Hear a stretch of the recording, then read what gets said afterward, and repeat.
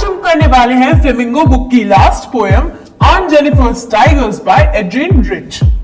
अब इस पोएम के थ्रू ऑथर बताना चाहती हैं एक मैरिड वुमेन के बारे में जो अपनी लाइफ में बहुत सारे अनप्लेजेंट एक्सपीरियंसेस को फील करती है after getting married. Let's begin the poem. Aunt Jennifer's tigers prance across a screen, bright topaz denizens of a world of green. They do not fear the men beneath the tree. They pace in sleek chivalric certainty. अब पहले stanza में poetess describe कर रही है उन tigers को जो aunt Jennifer draw कर रही है या बना रही है थ्रू हर नीडल वर्क। और कैसे है वो? They are bright and topaz and they are prancing. prancing का मतलब होता है वॉकिंग एनर्जेटिकली। ये एक ह्यूमन क्वालिटी होती है जो इधर दी गई है टाइगर को। एंड टोपैज एक शाइनी येलो क्रिस्टल होता है। तो आपने टाइगर का कलर देखा ही होगा, कितने ब्राइट लगते हैं, कितने येलो कलर के होते हैं, दे शाइन। वो बताइए वो किसी चीज से डरते नहीं है। They are denizens of the green, यानी कि फॉरेस्ट में रहते हैं वो, वहां के रहने वाले हैं। They are not afraid of anything, किसी से भी डरते नहीं है। इनफैक्ट जिस तरह से वो चलते हैं एक शिवेलरी अगेन एक तरह की ह्यूमन क्वालिटी होती है जिसका मतलब होता है हीरोइज्म। जैसे आपने कभी हीरो की एंट्री देखी होगी बॉलीवुड फिल्म्स में, तो जिस तरह मैजेस्टिक एंट्री दिखाते हैं उसी तरह से ये टाइगर्स भी वॉक कर रहे हैं। ये शो कितना कॉन्फिडेंस है उनके अंदर। Next is Aunt Jennifer's fingers fluttering through the wool find even the ivory needle hard to pull. The massive weight of Uncle's wedding band sits heavily upon Aunt Jennifer's hand. अब पहले में वो describe कर रही थी उन tigers को जो Aunt Jennifer ड्रॉ कर रही थी। अब सेकेंड स्टैंजा में poetess is describing Aunt Jennifer, जो कि आप पढ़ोगे तो लगेगा they are exact opposite of the tigers that has described. सबसे पहले आंट जेनिफर बहुत ज्यादा नर्वस है। Her fingers are fluttering through the wool. Fluttering का मतलब होता है something that you are doing in a hurry या बहुत ज्यादा नर्वसनेस में।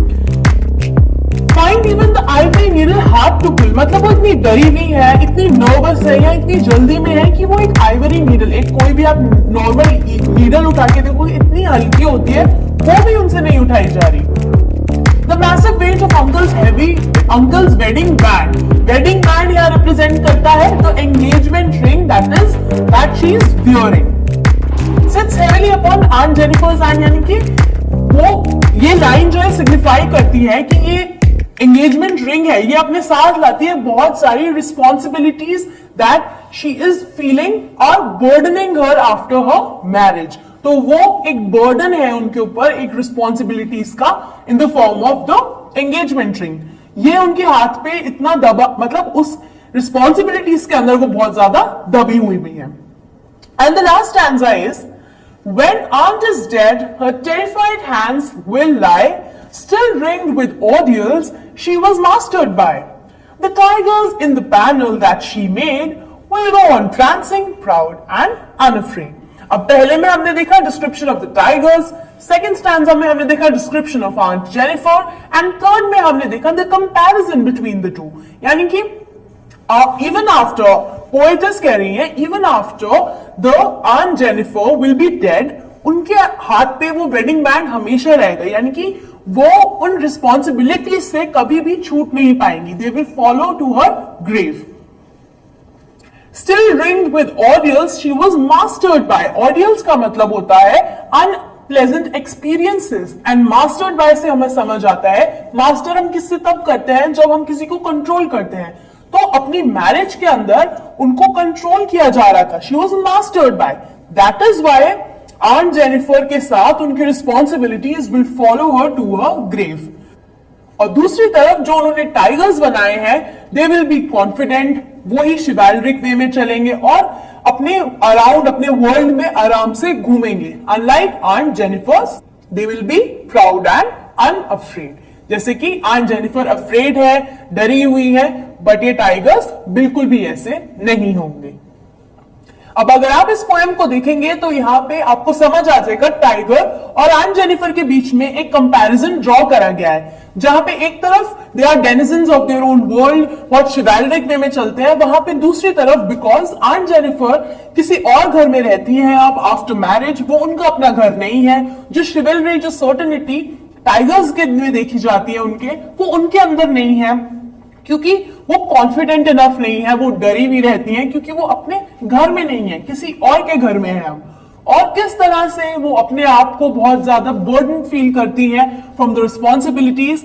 ऑन द अदर हैंड जो उनके टाइगर्स हैं, they are freely moving here and there, they are prancing।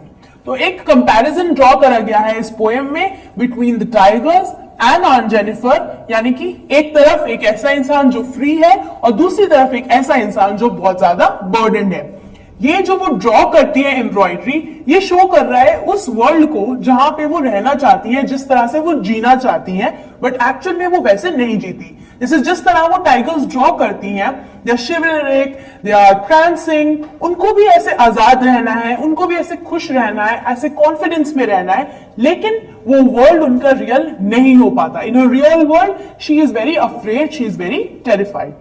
अब जो क्वेश्चंस आते हैं वो भी इस पोएम के इसी फॉर्म में आते हैं कि एन जेनिफर, सबसे पहले वेडिंग बैंड क्या सिग्निफाई करता है, तो आप लिखेंगे wedding band here signifies the engagement ring, और उसके साथ जितनी भी रिस्पॉन्सिबिलिटीज आती है एन जेनिफर के ऊपर वो आप लिखेंगे इसमें। सेकेंड इंपॉर्टेंट क्वेश्चन आता है कि टाइगर्स के लिए शिवैलरिक क्यों यूज किया गया वर्ड, क्योंकि शिवैलरिक का मतलब होता है हीरो की तरह, बोल्डनेस की तरह। तो ये एक स्टार्क कंट्रास्ट है टू द आंट जेनिफर जो कि बहुत ज्यादा डरी हुई है, तो इसमें आप ये कवर करेंगे। एंड देन क्वेश्चन आता है ये मास्टर्ड और ओडियल्स वाला, जैसे मैंने आपको लाइन बढ़ के दिखाई थी, शी वॉज मास्टर्ड बाय, यानी कि वो अपनी रिलेशनशिप में, अपनी मैरिज में उन्हें कोई कंट्रोल कर रहा था, शी वॉज नॉट फ्री। और ओडियल्स का मतलब है कि अनप्लेजेंट एक्सपीरियंसेस, यानी कि इस पॉइंट के थ्रू हमें पता चलता है कि आंट जेनिफर एक अनहैप्पी मैरिज में थी, एक अनहैप्पी रिलेशनशिप में थी, जहां उनके साथ बहुत सारे अनप्लेजेंट एक्सपीरियंसेस हुए थे। So in this video we covered the word meanings, the important question and a summary and analysis of poem on Jennifer's Tigers.